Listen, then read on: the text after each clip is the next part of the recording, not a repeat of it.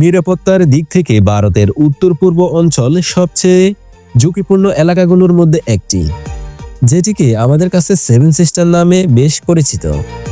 ভারত স্বাধীন হওয়ার পর সর্বপ্রথম নাগাল্যান্ড স্বাধীনতার জন্য লড়াই শুরু করে, আর ধীরে ধীরে মেঘালয়, আসাম, মিজোরাম, ত্রিপুরা এসব অঞ্চলেও ভারত বিরোধী আদিবাসীদের সশস্ত্র দল গড়ে ওঠে।